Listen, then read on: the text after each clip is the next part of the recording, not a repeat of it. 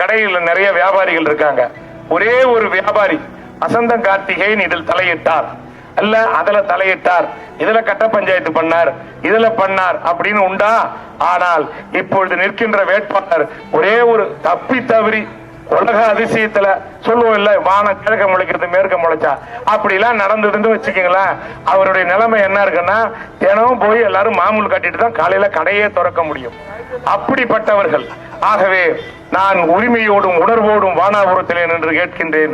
இந்த ஊருக்கு தேவையான அத்தனை திட்டங்களையும் செய்திருக்கின்றேன். வருகின்ற ரெண்டு தேர்தல் இந்த சொல்லியிருக்க. ஒன்னு, வானாபுரத்தை வருகின்ற முதல் சட்டமன்ற கூட்டத்தொடரில் வானாபுரம் பேரூராட்சியாக நிச்சயம் அறிவிக்கப்படும்.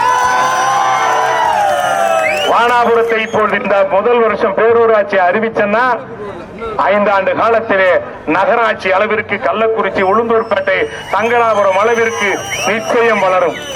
அதேபோல் தாலுகா நீதிமன்றம், அதேபோல் நீண்ட கால கோரிக்கை தென்பண்ணையாத்திலிருந்து மையனூர் வழியாக செல்கின்ற அந்த வாய்க்காலை தென்பண்ணையாத்துல இணைக்கணும்னு சொல்லி ஒரு கோரிக்கை வைத்திருக்கின்றார்கள்.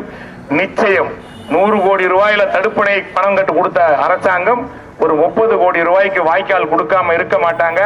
கண்டிப்பாக அதையும் பெற்று நிச்சயம் இந்த பகுதியினுடைய வளர்ச்சிக்கு நான் என்னாலும் குரல் கொடுப்பேன். வசந்தங்கார்த்தி வந்தாதான் தொந்தரவு இருக்காது, எதிலையும் தலையீடு இருக்காது. நான் முடிஞ்சா என்னால உதவி செய்வேன், இல்ல நான் ஒதுங்கி போயிடுறாள்.